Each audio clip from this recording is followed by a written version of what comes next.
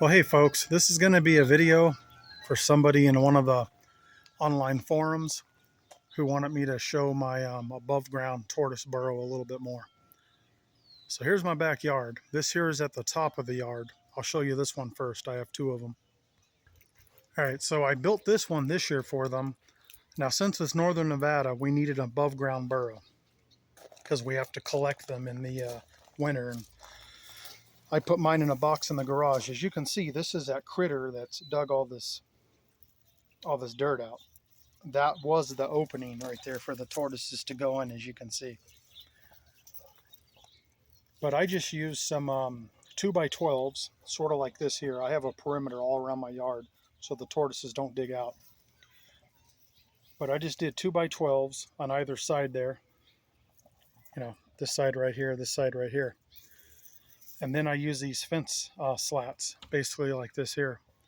Just new fence slats, screwed them down, screwed some on the front, and made an opening. Now what I did underneath there is I dug out about 12 inches of dirt and I put stucco wire mesh in there. That way they can't dig down into the other yards.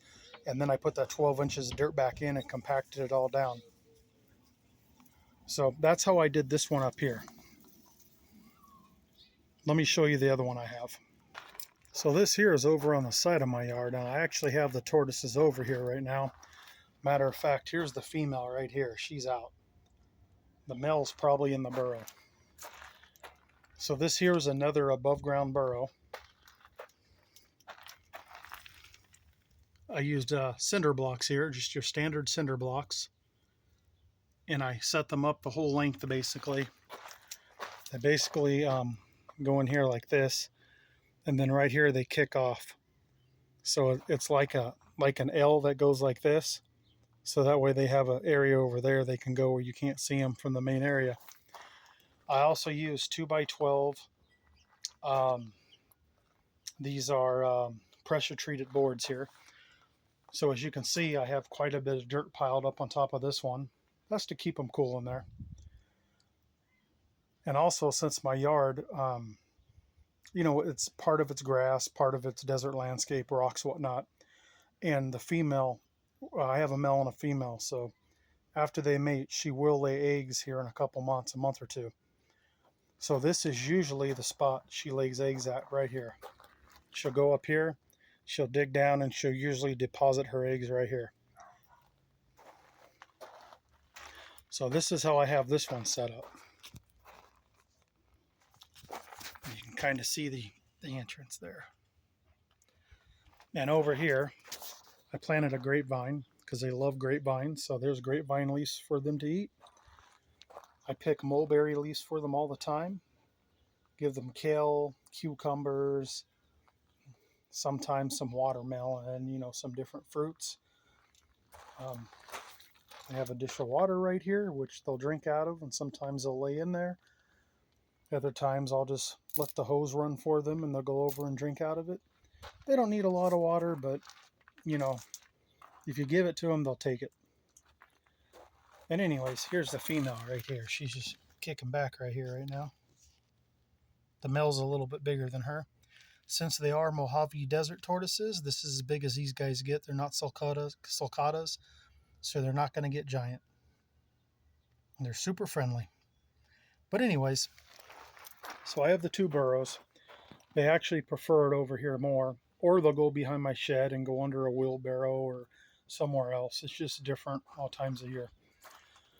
But when it does get cold out at the end of the year, I'll take them both. What I'll do is if they go in here, I'll have to come over here. I'll take my shovel, scoop the dirt off, pick up a couple of the 2x12s, grab them, put them in the garage for the winter in a cardboard box, close it up, cut a couple holes in it, and they're good all the way until about the beginning of May when I'll put them back outside. And the only thing you got to do is just make sure they don't flip themselves over. As you can see, I have these 2x12 pressure treated boards. I put them all around my entire yard, everywhere. So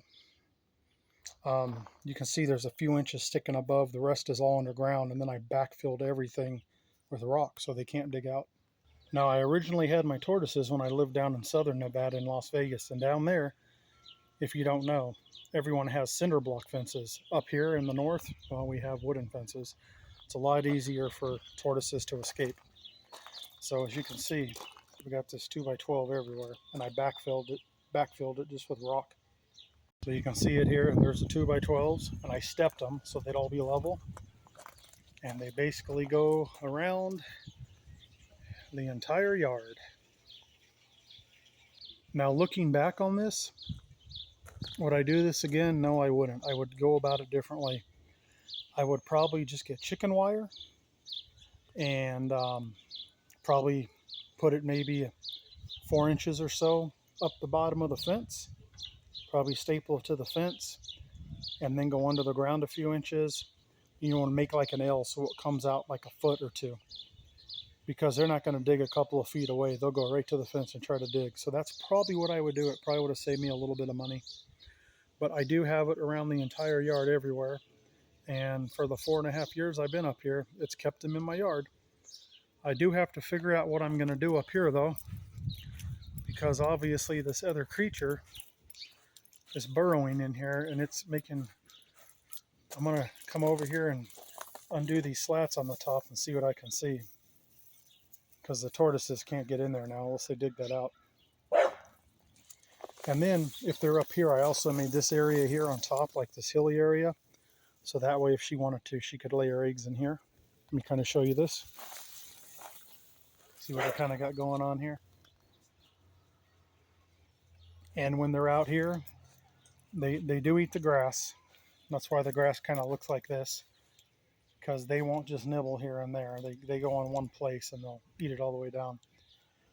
I do have grapevines out here, and as you can see, they keep them mowed right down, but they do get to eat those fresh every day. I have bushes like this, so they'll go under there in the daytime to escape the sun. I have one there, I have one here. They like going in this one. And then I have another grapevine over here, so they can eat this. They usually, eat off the lowers. They can't reach up high. And the little apple tree, I'll give them leaves off of that sometimes. I'll give them leaves off the pear tree. Sometimes I'll give them some leaves off the cherry tree. They'll eat all that. They know what they should eat and what they shouldn't. They're very adapted. They know what's good for them and what to stay away from. I know a lot of people say you have to be very careful what you give them. Believe me, from my experience, they put their head over it, their nose, and you can hear them sniffing the air, and they know whether it's good for them or not. So anyways, that's how I've kind of done stuff back here for them. And I do have climbing rose bushes here. They love to eat the roses and the leaves. I'll give them those when I trim them. So I do try to put stuff back here that I can also feed them. The only thing I wish I had back here was a mulberry tree, because they love mulberry leaves and grapevine leaves and evening primroses. If you have those, they'll eat them right up. All right, thanks for watching. Hope this answers things a little bit for you.